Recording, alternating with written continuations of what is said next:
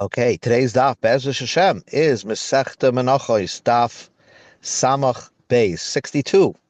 And we're just going to go through some of the pictures, and then the Gemara is the Mishnah is very easy daf. So basically, we're all familiar with the mincha that was made out of flour.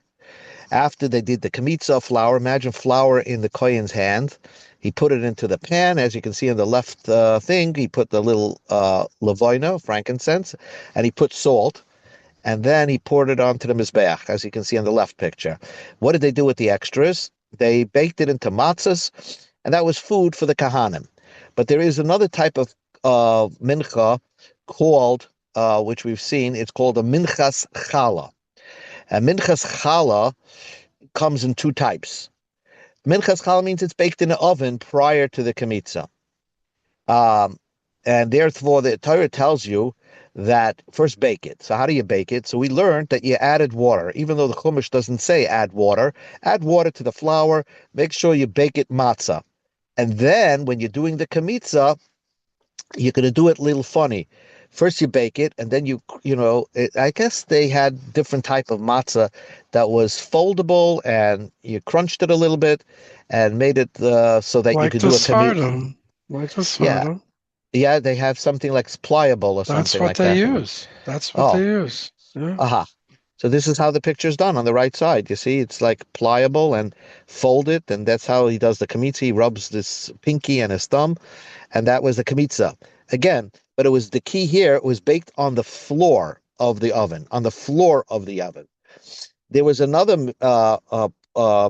is that after they bake it, it was called, they put a smear of oil. They didn't put all the oil in prior to the baking. They put most of the oil, and then after you bake it, you just give a smear with oil. You see that? He gives a smear with oil. That's called rakike matzah, a flat matzah, meshuchim bashamim.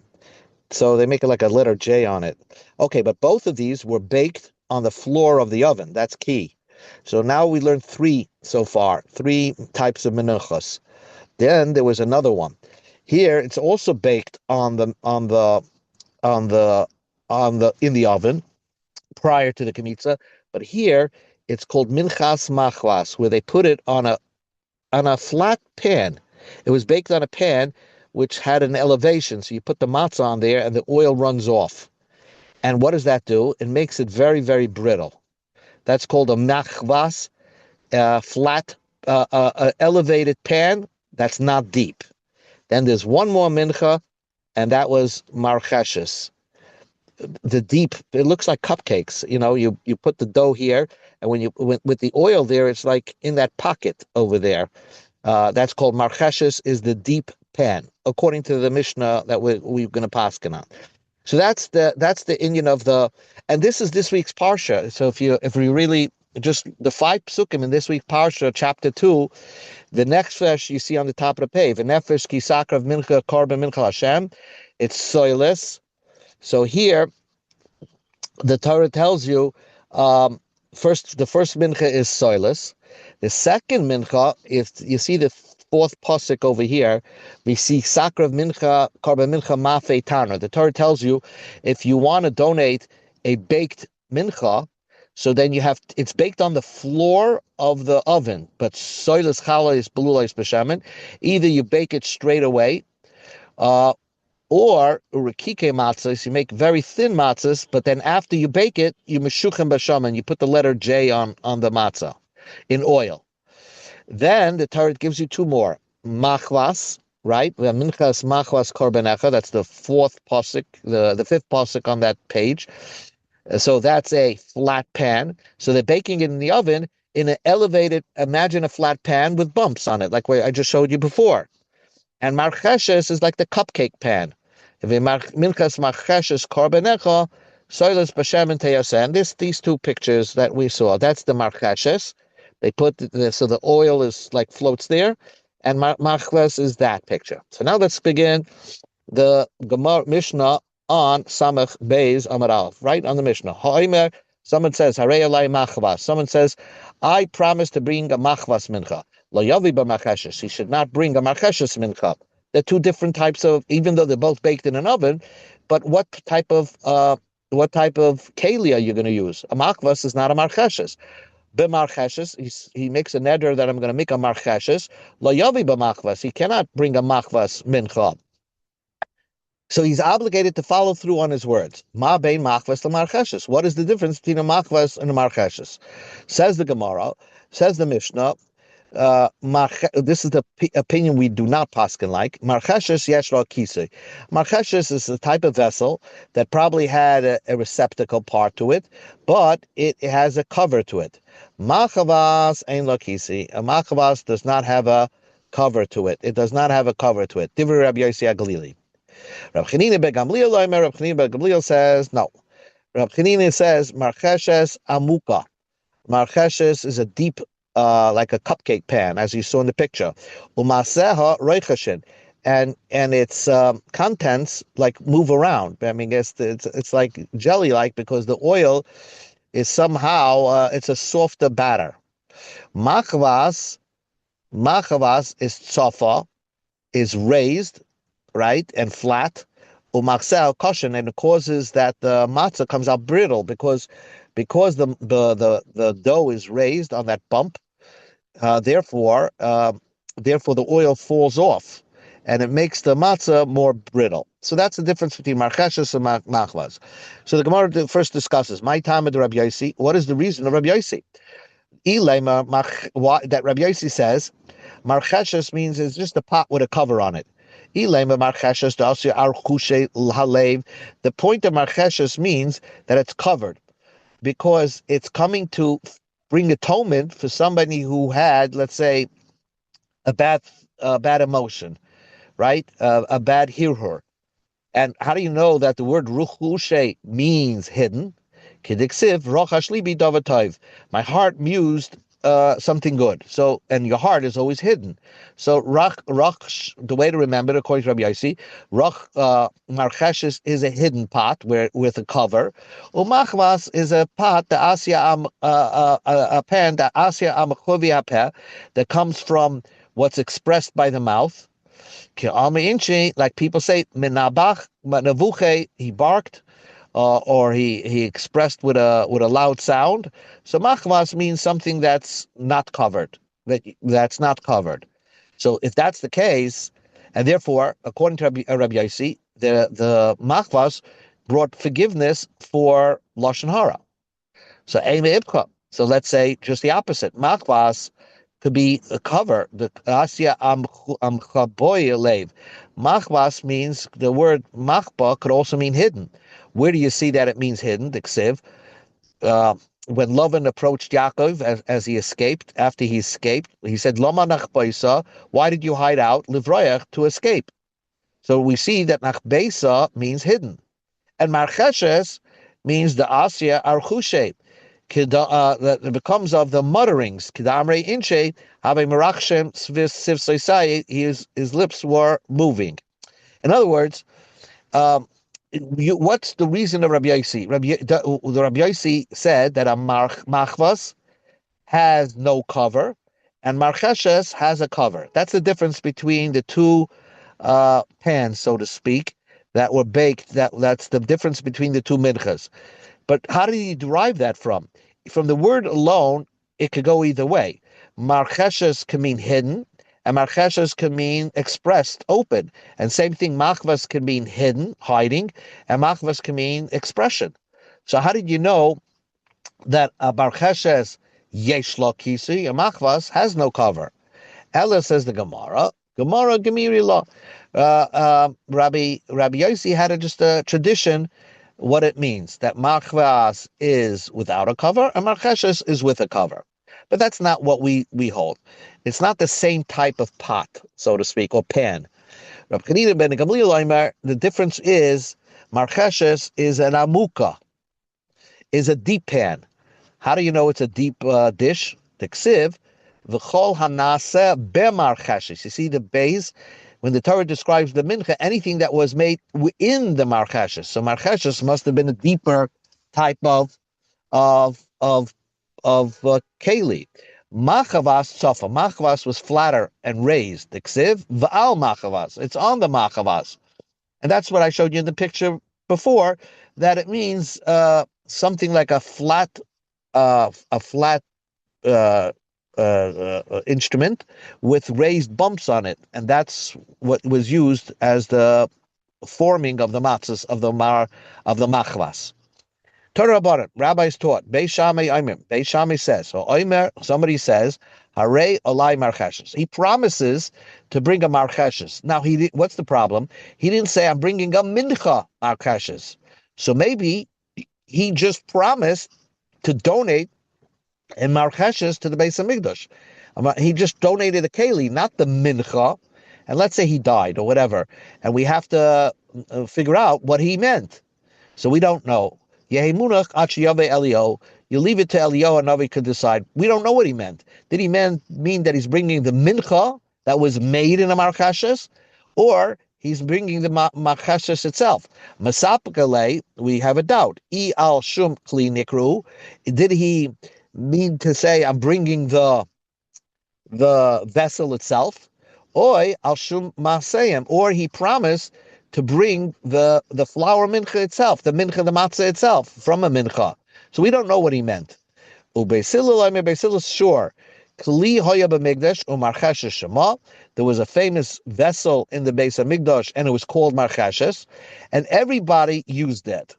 Now, if you want to know how it looked, the doima mishkamin kalbus, it looked like a kalabus omek, and it looked like a horseshoe-shaped cupcake maker. I'll show you the picture. When the dough was inside of it, it looked like the apples that come from Bryce.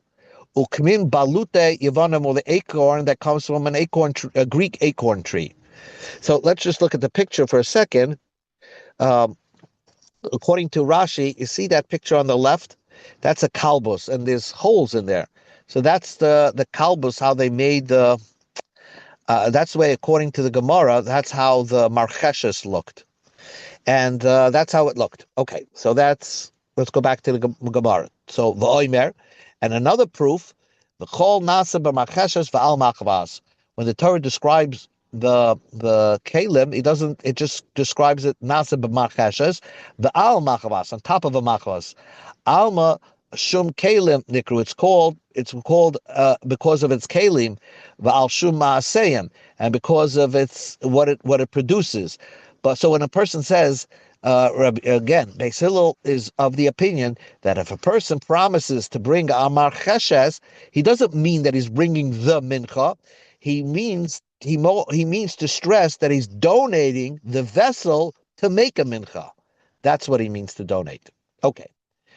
New Mishnah. Hare alai betanur. A person says, I'm going to bring a baked mafe tanur type of mincha. So remember, the mafe tanur mincha came in two flavors. You baked it on the floor of the oven. However, the rikikim part, that was called chalas matzahs, belulais bashaman, but there was also rikikim. Rikikim were flat matzahs that you smeared an extra oil after you baked it on top of the matzah.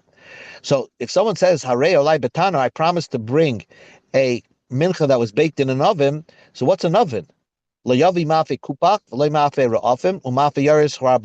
use those types of ovens. You have to use the regular ovens that you could imagine ancient ovens look like, not like over here. A kupach, Rashi says, is you can see the picture, is one type of oven which you cook on top of it. Ra'afim, I don't know what this is. Maybe like a toaster. I have no idea. And then the pot that the Arabs cooked was above the flame, like a I don't know. They put a fire there. So again, it has to be a regular oven, as you saw earlier in the picture. Rabbi Yehuda Oima. Now, Rabbi Yehuda says, "Ratza maybe ma'afe kupach." You could use a kupach, the oven that holds one pot. Says the Mishnah, "Harei alai mincha ma'afe." He's promised to bring a baked oven, so he can decide what he wants, chalos or a kikim. Says the Mishnah, remember, you always have to bring 10, right? So le'yavim mechza chalas or mechza rakikim. You can't bring five chalas, half chalas, and half rakikim. You have to decide what you want, but you can't mix. Okay? And again, the difference between chalas and rakikin is after you bake it, rakikin, it was more flatter and you put like a letter J on it with oil. And chalas had all the oil in there while it was baking. Rab Shimon mater. Rab Shimon says it's permitted. Nay, shuhu carbon echad. Because if you look at the Chumash, the Chumash describes it as one pasuk. Look at this. According to Rab Shimon, look at this pasuk, the fourth pasuk on the page. Carbon mincha mafe tanar. So the Torah says, "Soilas chalish matzos belulais bashamim, or kike matzos meshuchim bashamim." So since the Torah calls it like one carbon, so the Torah is giving you an option. If you promise to bring a mafetana, you could bring half as soilas chalish and half as rikike matzos. That's the opinion of Rav Shimon. Rabbi Yehuda disagrees. You have to make that decision. Taner Rabbanim, the rabbis taught mafe taner v'loy mafe kupa v'loy mafe ofim v'loy mafe Yaris Rabbayim. It has to be a regular oven. Rabbi Yehuda Omer, Tanor. It says Tanor twice. Once in Parshas Vayikra, Karben Mincha Mafe Tanor, and in Parshas Tzav, Rashi brings on over here, it also says the word Tanor, oven. Tzav as Aaron Ksiv Chol Mincha Asheti Ofer Batanor. So only two types of ovens are permitted to bake this mincha, lahachshir, to make kosher, mafe kupach, the kupach type of tanner. Kupach, as you can see, Rashi in the Mishnah, is a type min tanner cotton. It's a mini tanner. Mokam shvichas kederachas. It has only a place to put one pot. Rab Shimon says, Tanner, it says Tanner twice. I agree with that. Shnei pamen. Echad shehei afiyosim b'tanner. One tells you that it should be baked in an oven. The echad shehei hegdeshan b'tanner. It has to be hugdash in a tanner. In other words, it doesn't become holy until it's baked in the oven. Prior to that, it doesn't become holy. So says the Gemara. So only the oven has to be a kli sharis. Says the Gemara. Mi yisvei Rab Shimon haisvara. Does Rab Shimon hold this concept that it had to be baked in an oven that's holy? According to Rab Shimon, you could bake it outside the Beis Hamikdash. But now we learned in the Mishnah, Rab Shimon Omer, loylam hei v'rogel loymer, shtei lechem, with lechem upon him, ksheres bazara. He always used to say, Rab Shimon, the shtei lechem and lechem upon him a kosher if you bake it in the azara, ksheres b'beis bagi, and it's also kosher if you bake it in like a bakery the Bagi bakery that was outside the walls of the Azara. So we see that according to Rab Shimon, that even if you bake it outside the Beis Hamikdash, it was still not holy until you bring it into the Beis Hamikdash. So it's not that the oven had to be like a holy oven that made it holy, because otherwise, how could you bake it outside in Beis Pagi? Amar Rav, you're right. Ema shehei hegdeshem l'shum taner. That you have to, when you magdish, when you're making the flour holy, you have to say, on the condition that I'm going to bake it in an oven, that's how I'll magdish it. But it doesn't have to be baked in a holy oven. It's just you have to have in mind that I'm going to bake this mincha. Tanu Rabbanan, the rabbis taught, v'chi sakriv. Kishatakrev lasos devar rashus, carbon mincha. When kishatakrev lasos devar rashus, that means it's Chisakrev means not that you have to do it; it's a donation. Kishatakrev lasos devar rashus. When you want to do this donation, that's what the Chumash means. Not that it's going to automatically happen. Amar Rabbi Yehuda. Talmud loy at the bottom of the carbon mincha carbon echad amarti l'cha v'loy shnayim u'shloisha karbonos. That's the last line, that the Torah calls it one mincha. So it means that you have a choice: either bring chalas or rakikim, but don't bring a mixed 5 and 5. Amar Rab Shimon. So Rab Shimon disagrees. Let's go to Amud Beis. The kinema carbon shnei pamim. Does it say carbon twice? Well, in the pasuk, it only says the one time the word carbon. Then by chalas or rakikim, it says chalas or rakikim. So therefore, the Torah calls it one carbon, called the baker's mincha, but you have a choice to mix and match. You could bring half chalis and half rekikim. Mayata rotza lahavi chalis maybe, rekikim maybe. Mechze chalis, right? So if you want, you bring half chalis and half rekikim. Mechze chalis and mechze rekikim. How do you maybe? Uboilalim, right? Uboilalim means you after you bake them, right? So now you have 5 and 5. You really grind them. You crush them down into back into like doughish. You break it into a lot of different pieces. The koimitz mishnayim, you do a kamitza from both, because since you're doing half chalas, half rakikim, you have to make sure to do the kamitza from both. V'im kamatz v'ola biyodim echad al shneim, and if you did a kamitza, let's say if you're bringing half chalas and half rakikim, and you end up the kamitza only ended up holding chalas, that's yotze. You're yotze with that. So Rabbi Shimon gives you instructions that true, you can bake half chalas, half rakikin. You can do 5 and 5. But when you do the kamitza, when you grind it down and to make one pile again, so the kohen can do a kamitza, try to make sure that the kohen does a kamitza which holds part chalas and part rakikin. Says the Gemara, Rabbi Yosef, Rabbi Yehuda, Rabbi Yosef agrees with his father. Remember, Rabbi Yehuda said that you can't bring half and half. You either bring a chalas or a kikim, but not both. So Rabbi Yosef, Rabbi Yehuda, he gives another source for that. How do I know that if you say, I'm going to bring a baker's mincha, I'm not going to bring half chalas and half rakikim?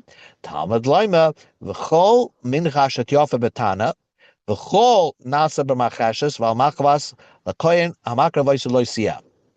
This pasuk is in Parshas Kav. The Torah is listing off that the remnants of these minchas belong to the kohen. It's a gift to the kohen. Now, the Torah compares a marcheshes and a machvas mincha to the ma'afei taner mincha. My v'chol ha'omar lamata shnei minin chalukim. The second v'chol anasa b'racheshes val machvas. There are two different types. One is baked in a deep pot, in a deep dish, and one is baked in a flat dish. They're two different. You can't mix and match. So also the mincha that are baked directly on the floor of the oven, hamalamala shnei mine chalukim. They're two different types, and you can't mix and match. So that was the Rabbi Yehuda's source to support his father. Says the Gemara, Rabbi Yehuda Shapa Kam Rabbi Shimon. Rabbi Shimon said it very nicely. Rabbi Shimon says you could mix and match because the Torah calls it korban one time, and then it tells you could bring a chalos and a rekikim. So how is he going to answer that? Amalach Rabbi Shimon's going to say, Kivan de ksiv b'shem b'shemem command de ksiv korban kamer dami. Since the Torah writes the word Chalais matzos belulois bashaman. Urikike matzos meshuchim bashaman says oil twice. So we see that the Torah wanted you to keep it separate, not to mix and match, not to mix the chalas with the rikikim. Rab Shimon, what does Rab Shimon do with the b'shem and b'shemen? Because by saying shem and shemen, it seems that the Torah is trying to separate it. It's as if they're two different types. It's as if it says carbon twice. So Rabbi Shimon says, if the Torah didn't say that it's tries havamina, I would have thought just the opposite. Maybe when you say I want a minchas ma'afei taner, you have to bring half chalas and you have to bring half rakikin. I might think that you cannot bring 10 chalas or 10 rakikim separately. Kamash Malam, that you have three choices. According to Rav Shimon, you have three choices. The three choices are when a person says, I'm bringing a ma'afei taner, the Torah is telling you can mix chalas and rekikim, or you can bring 10 chalas, or you can bring 10 rekikim. So that's the opinion of Rav Shimon. Rav Shimon says the Torah even allows you to mix. Says the Gemara, but Rabbi Yehuda did not allow you to mix. So the Gemara says, Rabbi Yosef Yehuda Haina Avua. Rabbi Yosef Yehuda is holding like his father. He just brought another source. So what is the difference between Rabbi Yosef Yehuda and his father? Rabbi Yehuda says you can't bring mixed of chalas and rikikin because it says carbon one time and it says bashemen twice. So you have to separate them. And Rabbi Yosef Yehuda just had a pasuk v'chol to teach you that same idea. So what's the difference? Ikebanaydi of it. If you did it, according to Rabbi Yehuda, it would be still good. According to Rabbi Yehuda, that he learns from carbon echa, but the evid it's kosher. According to Rabbi Yossi, since it's compared to machvas and marcheshes, if you mix it up, it doesn't go good because you can't mix a minchas nadava with a minchas chayte because one requires oil, one doesn't require oil. So therefore, if you even according to Rabbi Yossi Bar Yehuda, there's no expo facto over here. If you did it, it's not going to work. Let's do what the Mishnah. Let's just start the Mishnah for 1 minute, and that's it. Rabbi Shmuel Omer. Shmuel says, Omer ba b'Shabbos mishal Shoyim. The Omer was brought on the 16th day of after the first day of Pesach, after the second day of Pesach, and if the second day of Pesach came out on Shabbos, it was made out of barley. They would harvest 3 saw of barley, and sift it down to make it the finest barley flour. Ubechoil, if it came down on weekdays, you could work a little harder. Michamish, you could sift 5 sa'in of challah of barley to make 1 isarin. You see, the Torah tells you that you have to make an isarin is like a tenth of a certain measure of fine barley flour for this omer. Now, if Rabbi Shmuel says if it came out on Shabbos, so we didn't want you to work so hard, so they actually cut on Shabbos. They harvested on Shabbos. It overrides the Shabbos, but they didn't say you should override it by cutting 5 sa'in. You cut only 3 sa'in, and if it's the weekdays, you cut only 5 sa'in. Say Shabbos whether it's weekday or Shabbos, they only brought 3 sa'in. They'd only harvested 3 sa'in. From those 3 sa'in, they made fine barley flour. One more thing, Rab Chanina Sagana Kahana Omer, b'Shabbos hayinikritzik b'yachid uv'magal uv'kupa achas. On Shabbos, only one guy would be involved in the cutting, and he would use 1 sickle and put it in 1 box. Ubechoil, but of weekdays, since it's mutter b'shloisha, they had 3 people doing the cutting, b'shalish kupais, b'shalish magalos with 3 sickles. You did 3. B'shalish kupos u'b'shalish magolos. You did it with 3 people, 3 kupos, 3 magolos. So the question was, when it came out on Shabbos, were you more careful in making it a smaller operation, small harvesting? Because the Torah tells you have to harvest it the night before. So that was the question. We'll deal more with this tomorrow, Be'ezus Hashem. One question. How did they, if you baked it before you did the kamitza for the chalas and the rikikas, and you grind it down, how much did they grind everything down? Yeah, you make it back into if you according to Reb Shimon, right? Look at the Rashi over here, boil them. You see that? Yeah. You see that Rashi? The la'achar, I have it in green. The la'achar fiyasan.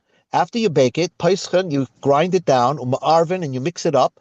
At shemachzirin l'salt, and you turn it back into flour. And then v'achakach boiling ka'achas b'shemen, you mix it all in oil, and that's how you did the kamitza. So the koimitz mishneim. Right. So then do you bake it? Then after you do the kamitza, do you bake it back again? into it up? No, it was baked prior. So basically, it was all broken up and mushed, flat, like very crummy. Right. I don't know how they ate it afterwards. Right. I guess they made. I mean, that it's not considered chal anymore, or rikikes even. It's just like basically crumbs. No, what you're saying is it's the Jewish knedel. Exactly. So they made knedel. They made kleine challah. Right. Yeah. Yeah. Exactly. But it was their food. That was their gift. Yeah. Okay. Good night, everybody. We'll start again tomorrow. Go back, enjoy. Bye-bye.